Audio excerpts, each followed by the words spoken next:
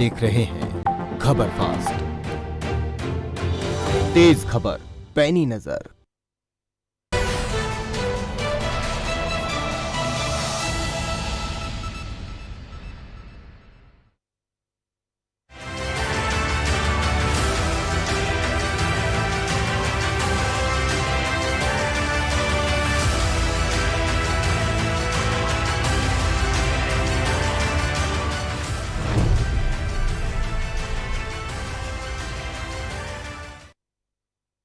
नमस्कार, बड़ा मुद्दा देख रहे हैं आप और मैं हूं आपके साथ शमशेर सिंह। हरियाणा में नेता प्रतिपक्ष भूपेंद्र सिंह हुड्डा ने आज चंडीगढ़ स्थित आवास पर कांग्रेस विधायक दल की अहम बैठक ली, जिसमें किसान, कर्मचारी, व्यापारी, युवाओं समेत कई मुद्दों पर विस्तार से चर्चा हुई। बैठक के बाद पूर्व सीएम भूपेंद्र सिंह हुड्डा ने पत्रकार वार्ता की और इस दौरान हुड्डा ने प्रदेश की गठबंधन सरकार को निशाने पर लेते हुए कई महत्वपूर्ण मुद्दों पर सरकार को घेरने की कोशिश की।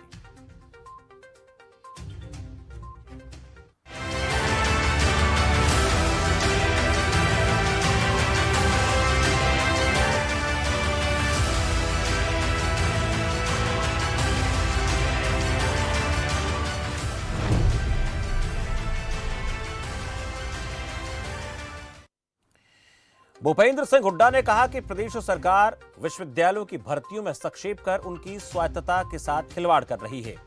ऐसा करके सरकार न सिर्फ यूजीसी की गाइडलाइंस और विश्वविद्यालय के नियमों बल्कि केंद्र की नई शिक्षा नीति का भी उल्लंघन कर रही है।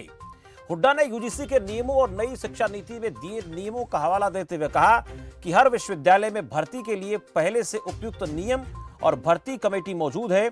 यहां तक कि पिछले विधानसभा सत्र में खुद मुख्यमंत्री ने सदन को आश्वासन दिया था कि सरकार विश्वविद्यालयों की भर्तियां एचएसएससी, एचपीएससी के जरिए नहीं करेगी।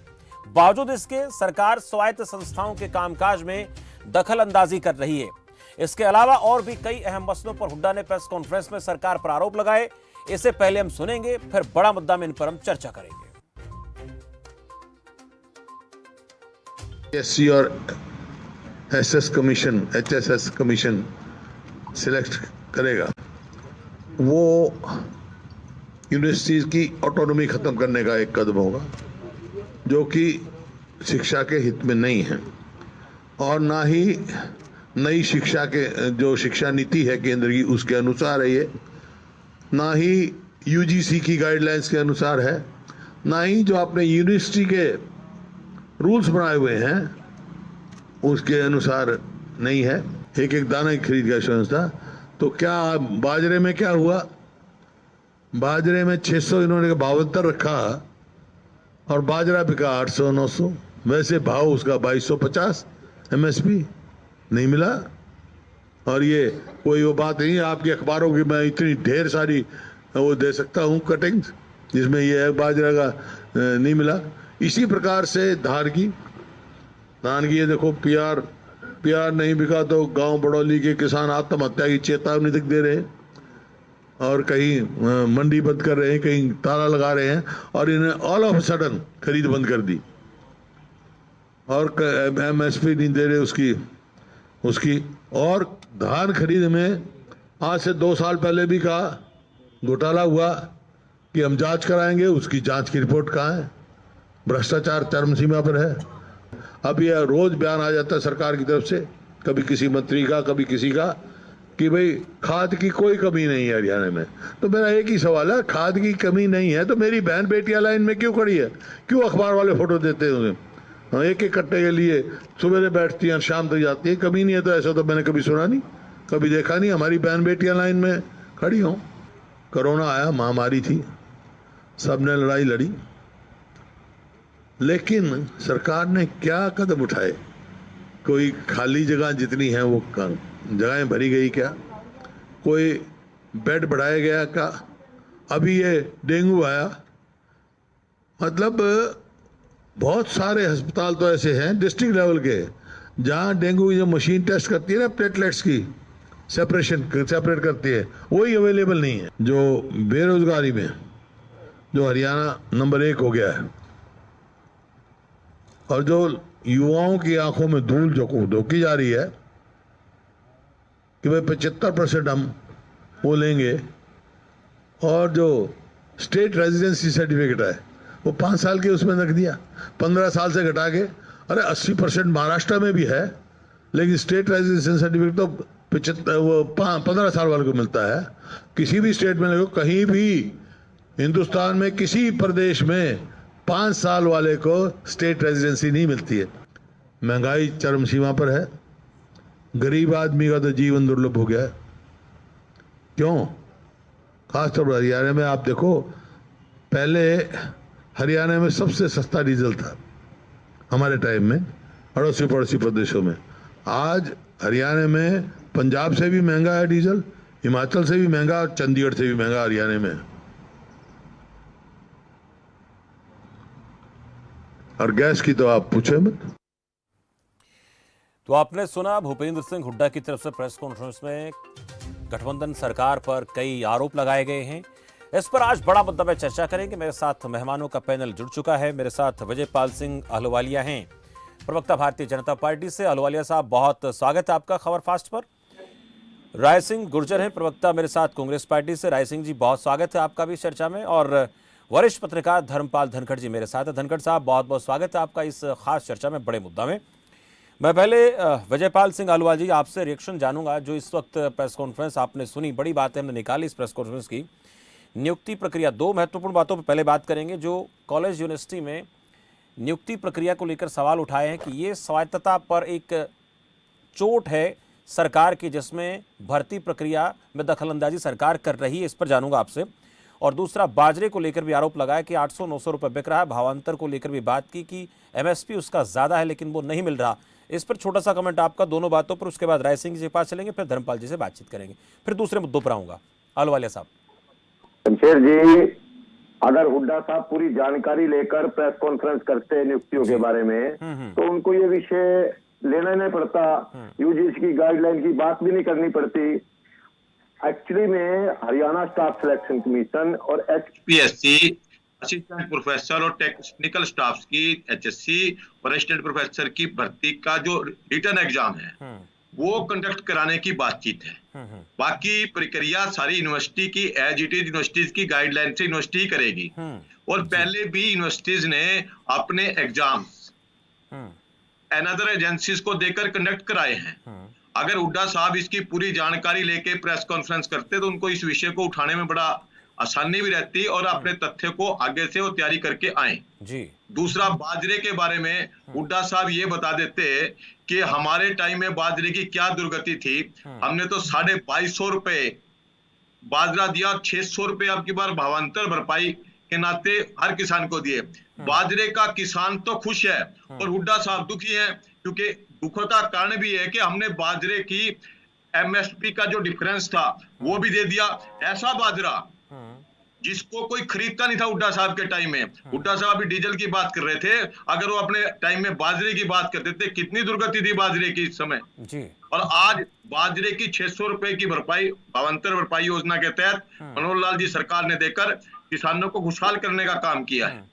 एमएसपी के स्तर पे पहुंच गया विजयपाल जी, ये एमएसपी के स्तर पर पहुंच गए। किसी हमने बकायदा क्या है कि आप क्या करते हैं, अगर किसी के क्वालिटी में कोई कमी है और किसी का 1300 रुपए बाजरा बिक गया, अगर हुड्डा साहब बताते 1600 रुपए बाजरा बिका, 600 रुपए हमने दिया, आप 99% को कोट नहीं करते और 1% को कोट करके, और मैं कहता हूँ आज बाजरे का किसान, मैं महेंद्रगढ़ जिले का प्रभारी भी हूँ और उस एरिया के अंदर का किसान इतना खुश है आज भावांतर भरपाई योजना से, उसको तो जीवन में इतना प्रकार का रेट ही नहीं मिला जो अभी पिछले वर्ष मनोहर लाल जी की सरकार ने जो इस वर्ष दिया है। ठीक है, बाजरे का किसान खुश है लेकिन हुड्डा साहब दुखी हैं। उनका दुखी का कारण भी मैं जवाब लेता हूं राय सिंह जी से। राय सिंह जी, बाजरे का किसान भी खुश है और भर्ती प्रक्रिया को लेकर भी कहा कि भूपेंद्र सिंह हुड्डा जी को पहले पूरी जानकारी लेनी चाहिए थी, उसके बाद प्रेस कॉन्फ्रेंस करते तो उनके लिए अच्छा होता। मैं अपने भाजपा के प्रवक्ता से अनुरोध करता हूं कि जिस प्रकार वो आदरणीय चौधरी भूपेंद्र सिंह हुड्डा जी के तथ्यों और ज्ञान पर सवाल कर रहे हैं, एक ज्ञान की जो परिभाषा है, जो तथ्यों की श्रृंखला है, कम से कम अपने लिए भी तय कर ले। शमशेर सिंह जी, भाजपा के प्रवक्ता जितने भी हरियाणा में हैं, उनको दो प्रकार के आंकड़ों का ज्ञान है। एक तो जो वास्तविकता सच्चाई धरातल पर हरियाणा के अंदर है, किसान की, मजदूर की, व्यापारी की, और जो शिक्षा में इस प्रकार की भर्तियों की बात है, वो अलग है। वो सच्चाई है जो चौधरी भूपेंद्र सिंह हुड्डा जी ने, कांग्रेस ने अपने प्लेटफॉर्म पे उठाई है। और दूसरी जो ज्ञान का इनको एक किताब दी जाती है, एक पर्चा दिया जाता है, उस पर ये जो आंकड़े तय करते हैं, बताते हैं लोगों को, उसमें कह रहे हैं कि किसान खुश हैं। अरे बाजरे की बात कर रहे हैं, कह रहे हैं कि महेंद्रगढ़ का प्रभारी हूं और किसान खुश है। आप कोई सम्मेलन करके किसानों को बताओ, वहां पर दिखाओ किस प्रकार खुश है। खुश है शमशेर सिंह जी, खुश ये प्रभारी जी हैं। इनको रेस्ट हाउस में जाकर, विश्राम गृह में जाकर चंद भाजपा के तथाकथित किसान जो इनके पदाधिकारी है वो बन जाते हैं और ये फोटो खिंचवाते हैं और किसानों को खुश करते हैं। व्यापक रूप से लोगों में जाइए, बताइए। इनका ये भी कहना राय सिंह जी की बाजरे की हुड्डा सरकार में बाजरे के किसानों की दुर्गति थी। रही बात हरियाणा के अंदर अगर रेट की बात करते हैं, मैं उत्तरी हरियाणा का किसान का बेटा हूं, तो यहाँ पर अगर वहां से ये बाजरे की बात कर रहे हैं, तो यहाँ पर देखिए पिछले 10 वर्षों में जब किसान हरियाणा में कांग्रेस की सरकार थी तो 5500, 5000, 5500, 6000 प्रति क्विंटल धान बिकी है शमशेर सिंह जी। और आज रेट का क्या, किसान का रेट क्या है? 3000, 2500, 2500 रुपए। 7 साल के बाद किसान की उत्पादन लागत बढ़ गई, रेट नहीं मिल रही है, मंडियों में आज पेमेंट नहीं हुई। मेरा फसल मेरा दौर, जैसे ड्रामे करके उन्होंने किसान को फंसाया। ये लोग तथाकथित लोग जो है राजनीति में राय सिंह जी बराबर वक्त देंगे, ज्यादा ठीक है, ज्ञान नहीं है। थोड़े शब्दों में बात कहें अच्छा रहेगा, क्योंकि हमें सारी चीजें करनी है। मैं धर्मपाल जी से बात करूं। धर्मपाल जी, पहले इन दो बातों पर लेकर बात करेंगे। शिक्षा को लेकर बात की उन्होंने, भर्तियों को लेकर, स्वायत्तता कॉलेजेस की, यूनिवर्सिटीज की खत्म करना चाहती है सरकार। दूसरा, उन्होंने बाजरे की खरीद को लेकर ये कहा कि 800-900 रुपए बिका। हालांकि ये भी खबरें सामने आई कि 1200-1300 रुपए बाजरा बिक रहा है, उसकी भावांतर भरपाई की बात सरकार ने की है। क्या वाकई में इतना बिका है? वाकई में किसानों को, बाजरे का किसानों को इतना नुकसान हुआ है जैसा कि हुड्डा साहब बात कर रहे हैं? 1200-1300 रुपये बिका है और 600 रुपए भावांतर भरपाई के तहत अधिकतम दिया जाता है। तो एमएसपी वाला रेट और आपने भी बताया, पढ़ते हैं और अखबार देखते हैं और प्रदेश भर में घूमते भी रहते हैं, तो तमाम तरह की खबरें हमें मिलती रहती हैं। तो ऐसा नहीं है कि भावांतर भरपाई योजना से सारे किसान खुश हो, जैसे कि भाजपा प्रवक्ता कह रहे हैं। तो यहाँ जो है रेट जो है अलग अलग है, अलग अलग है। जहाँ ज्यादा बाजरा हुआ है उस इलाके में बल्कि ज्यादा बाजरे की खरीद जो है वो कम हो पाई है और कम रेट पे हुई। तो यहाँ इस तरह की बातें करना कि सरकारी आंकड़े ये कह रहे हैं कम पकड़े जा रहे हैं, ये बातें ठीक नहीं है। रियलिटी पे बात की जानी चाहिए। मैं भाजपा प्रवक्ता से भी निवेदन करूंगा कि वो रियलिटी बेस्ड बात करें, इस तरह की बातें ना करें। और कांग्रेस प्रवक्ता भी जो है वो इधर उधर जो है उनको भी आंकड़ों के साथ बात करनी चाहिए। ऐसा नहीं हो रहा है क्योंकि दोनों ही अपनी तैयारी के साथ नहीं आए। तो यहाँ जो बाजरे की खरीद की बात है, आप देखेंगे कि बहुत बड़ी संख्या में किसान जो हैं वो घाटे में रहे। तो ये लगातार अखबारों में रिपोर्ट हो रही है। और जहां तक भर्तियों की बात है, ये सीधे सीधे जो है अगर सिर्फ परीक्षा कंडक्ट करने तक बात है, कोई बात नहीं, परीक्षा कंडक्ट करने का अधिकार कोई यूनिवर्सिटी किसी एजेंसी को दे सकती है। लेकिन अगर ये भर्ती करने की बात है, जैसा कि अखबारों में बयान आए हैं, छपा है, उसके मुताबिक भर्ती करने की बात है, तो भर्ती करना सीधे सीधे जो है वो विश्वविद्यालयों की स्वायत्तता पर हमला है। अब ये प्रवक्ता महोदय से ही मुझे पता लगा वो केवल भर्ती करने के नहीं, केवल भर्ती परीक्षा, टेस्ट परीक्षा आयोजित करने के लिए जो है वो यूपीएससी और एचएसएस को सौंपा गया है। एचपीएससी तो इस तरह की चीजें नहीं होनी चाहिए। ये स्पष्ट होना चाहिए कि हम भर्ती परीक्षा के लिए बात कर रहे हैं या भर्ती की बात कर रहे हैं। भर्ती अगर सरकार करती है, हरियाणा सरकार करती है, तो सीधे तौर पर ये हरियाणा सरकार की एजेंसियां करती हैं, तो सीधे तौर पर यूनिवर्सिटी की स्वायत्तता में हस्तक्षेप। जी धनखड़ साहब, आपके पास लौटूंगा। दो अहम और बातों पर मैं चर्चा करूंगा। खाद की किल्लत को लेकर बात हो रही है विजयपाल सिंह जी, और डेंगू को लेकर जो हम प्लेटलेट्स को हम सेपरेट करने की बात करते हैं, उन मशीनों को लेकर भी उन्होंने आरोप लगाए हैं। लेकिन जहाँ तक डेंगू की बात है तो वाकई में ऐसी खबरें ग्राउंड से आ रही हैं कि वहाँ पर फॉगिंग की व्यवस्था नहीं है। गांव से भी हमें बहुत से ऐसे रिपोर्ट मिली है कि वहाँ पर सरपंच जो हैं वो इस वक्त है नहीं, उनकी जगह जो अधिकारी जिनको नियुक्त किया गया है वो लोग देख पा रहे हैं। तो ऐसे में वहाँ पर फॉगिंग बेहतर नहीं हो पा रही है। ये दो मसले पर मैं आपका रिएक्शन जानूंगा। इसको लेकर जो आरोप लगे उनमें बीजेपी का उसको लेकर क्या कहना है? देखिए, जहां तक खाद की बात है, डीएपी की खाद की कोई कमी नहीं है। अब जहां तक लाइन लगने की बात है, मैं इसके लिए अवगत करता हूं कि जब कोई शॉर्टेज की स्थिति पैदा करने की कोशिश की जाती है तो लाइनें लगती हैं। लेकिन आज जितना कौन कर रहा है ये कोशिश? विजयपाल सिंह जी, कोशिश कौन कर रहा है? मैं बीच में थोड़ा टोकूंगा ना आपको। हाँ, टोकना भी चाहिए। मैं आपको बताता हूँ खाद के बारे में। जितना खाद आपको नवंबर के अंदर चाहिए था, वो खाद उतना अब की बार आ चुका है, और अभी 3 रैक और खाद के आने हैं। जो नवंबर का कोटा है वो 10% और बढ़ जाएगा। अब की बार सरसों की कालाबाजारी हो रही है विजयपाल सिंह जी, कालाबाजारी हो रही है। मैं एक बात पूरी करूं, सर मैं आपको एक बात पूरी करूं, आपकी बात भी बताता हूं। हाँ। सरसों का रेट इतना अच्छा इस सरकार में मिला, तो अब की बार सरसों के मामले की बुआई की जो जमीन थी वो बड़ी है। आज सरसों, ये किसान मेरे मित्र बैठे हैं, इनको भी इस बात की जानकारी होगी कि किसानों का रुझान बढ़ा है कि हम सरसों बोएं, और आज हर किसान को पूरा डीएपी मिल रहा है। और पूरा जिसको भी, अब आपको मान लो 1000 किसान है और 900 किसानों को पूरा डीएपी मिल गया, और 100 किसानों को भी आने वाले 3 दिन के अंदर पूरा डीएपी मिलेगा। हर किसान को पूरा डीएपी मिलेगा।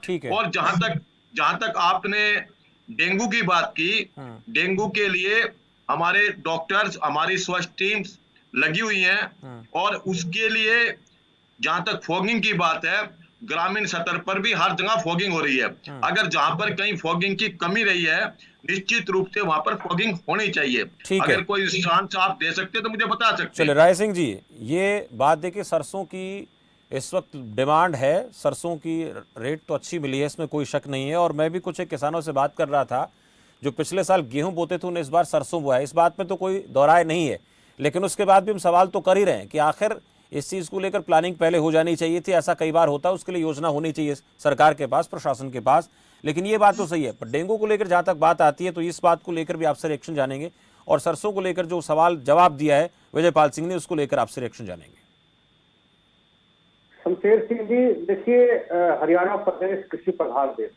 मैं अपने वरिष्ठ पत्रकार माननीय धनखड़ साहब से इस बात के लिए अनुरोध करता हूं कि जिस प्रकार पहले तो उन्होंने मेरे तथ्यों को कहा कि पढ़ के नहीं आए। देखिए धनखड़ साहब, मैं आपके अनुभव को स्वीकारता हूं, लेकिन तथ्य जो सरकार दे रही है और जो हमारे विपक्ष ने नेता उठाए हैं, दोनों का अंतर देखिए, वही बात मैंने सुधार के रूप में रखी। अब आते हैं बात कि हरियाणा प्रदेश किसान प्रधान प्रदेश है। इस प्रदेश के अंदर अगर थानों के अंदर, शमशेर सिंह जी, थाने में, तहसील में, और विधायक या कोई मंत्री या कोई इनका जिलाध्यक्ष अगर डीएपी देने के लिए फोन करेगा, अगर थानों में खाद बिकेगा, तो प्रदेश के हालात कैसे? चिंता का विषय है। सरकार इनकी है, कालाबाजारी ये करवा रहे हैं, कौन लोग शामिल है, उनको पकड़ते क्यों नहीं? विषय बड़ा गंभीर है, उसको हम स्वीकार करेंगे कि कहीं ना कहीं प्रदेश की सरकार कालाबाजारी भी करा रही है और डीएपी की खाद भी पूरा नहीं दे रही है। रही बात डेंगू की, अब देखिए डेंगू की सरकारी आंकड़े क्या कहते हैं कि 4 मौत हुई है, 10 मौत हुई है। कितने आज तक के पिछले 15 दिनों में डेंगू की कितनी मौत सरकार ने स्वीकार की है, ये प्रश्न है सरकार के सामने। लेकिन हालात क्या है? मेरा यमुनानगर जिला है, मेरे जिले में खुद लगभग सैकड़ों से अधिक डेंगू से मृत्यु हो चुकी है। प्राइवेट हॉस्पिटलों में लोग यहाँ से, सरकारी हॉस्पिटल में कोई जगह नहीं है, कोई सुविधा नहीं है किसी प्रकार की, कोई हालात काबू नहीं है सरकार के, लेकिन लोग यहाँ से भागते हैं, चंडीगढ़ जाते हैं, प्राइवेट हॉस्पिटलों में लूट रहे हैं प्राइवेट हॉस्पिटल को। ठीक है, उसके बावजूद आखिर में जान गंवा जाते हैं। ठीक है, छोटा सा कमेंट, 1 मिनट धर्मपाल जी से लूंगा मैं। ठीक है, कमेंट छोटा सा। धर्मपाल जी, जो बात कर रहे हैं आलूवालिया साहब कि सरसों की बिजाई जो है इस बार ज्यादा हुई है, हालांकि इसको लेकर कुछ चीजें सामने आ रही हैं, लेकिन उसका जो एक्यूरेट आंकड़ा तो उस वक्त लगेगा आने में। क्या वाकई में एक बड़ा कारण है, इस वजह से खाद की किल्लत हो रही है? और जो डेंगू को लेकर बात हो रही है, प्लेटलेट्स जांच की जो मशीनों की बात करें, स्वास्थ्य सेवाओं को लेकर, उसको लेकर आप तक क्या बातें पहुंच रही हैं? जी, मेरा कहना ये है कि अभी तक जो 1.49 लाख टन जो है खाद हरियाणा में आई, जबकि कुल खाद की जरूरत जो है 2.49 लाख टन है। तो पूरे 1 लाख टन की कमी जो है जी। इस वक्त हरियाणा में, तो ये कहना कि इस वक्त हरियाणा में खाद की कोई कमी नहीं है, ये आज का सबसे बड़ा झूठ है। अगर कोई भी कहता है, तो मुख्यमंत्री ने भी ये दावा किया था कि जो है हरियाणा में खाद की कमी नहीं है, लेकिन मैं ये कह रहा हूं कि अगर कोई ये कहता है, कोई भी शख्स, मुख्यमंत्री भी अगर कहता है, तो ये सबसे बड़ा झूठ है कि खाद की कमी नहीं है, ये कह। दूसरी बात, खाद की कमी केवल इस वजह से नहीं है कि सरसों का रकबा बढ़ रहा है, सरसों की बिजाई का रकबा बढ़ रहा है, नहीं, ऐसा नहीं। कितना बढ़ जाएगा आप इन्हीं से पूछ के देखिए कि अभी धान की कटाई हुई है, धान की कटाई के बाद सरसों की बिजाई नहीं होती है, आमतौर पे जो है वो गेहूं की बिजाई होती है। तो सरसों की बिजाई केवल वही होती है जहां बाजरा और ज्वार का रकबा होता है, तो उसमें कितनी बढ़ोतरी हुई ये देखने वाली बात। लेकिन इससे नहीं, ये कालाबाजारी कहीं ना कहीं हो रही, ये जानबूझकर स्थितियां पैदा की जा रही हैं। जब सप्लाई ही कम है तो ब्लैक मार्केटिंग की बात ही नहीं उठती। सप्लाई ही कम है, 1 लाख टन। सप्लाई अगर पूरी होगी तो फिर उसकी हिसाब से, डिमांड के हिसाब से सप्लाई है तो एक आंकड़ा, आप आंकड़ों की बात करते हैं, आप मुझे बता दो पिछले नवंबर मास में कितना डीएपी आया था, आप कितना आ चुका है? चलो मैं आपको, आप आंकड़ों के ज्ञाता हैं, अगर आप मुझे जानकारी दे दें, मैं आपका धन्यवाद सबके सामने कर रहा हूँ। टन गेहूं की बिजाई तक पूरा होना चाहिए। नहीं, नवंबर में नहीं, मैं बता चलिए मैं रोकूंगा आप लोगों को। आज जो सवाल उठे उन पर आंकड़ा आया था नवंबर के, मैंने उन पर जवाब लेने की कोशिश की है। चर्चा को थोड़ा सा विराम देना पड़ेगा, 2 मसले फिर भी रह जाते हैं, समय थोड़ा कम है। बेरोजगारी पर, महंगाई पर हम लगातार चर्चा करते रहते हैं, लेकिन आज इस चर्चा में हमने नियुक्ति प्रक्रिया, बाजरा खरीद, खाद की किल्लत, डेंगू जांच किट को लेकर चर्चा करनी चाहिए। उस पर जो भी सत्ता पक्ष के, विपक्ष के या फिर पत्रकार जगत से सवाल आए, सवालों के जवाब आज इस चर्चा में आप लोगों को कुछ मिले होंगे। चर्चा समाप्त करने से पहले मैं विजयपाल जी, आपका भी, राय सिंह जी, धर्मपाल जी, आप तीनों मेहमानों का, खास मेहमानों का शुक्रिया अदा करना चाहूँगा। बहुत बहुत आभार, आप मेरे साथ जुड़े। भूपेंद्र सिंह हुड्डा ने आज विधायक दल की बैठक के बाद कई ऐसे आरोप लगाए जिन आरोपों में नियुक्ति प्रक्रिया जो यूनिवर्सिटी कॉलेजेस में, उसको लेकर सवाल खड़ा किया कि इसमें हस्तक्षेप सरकार कर रही है।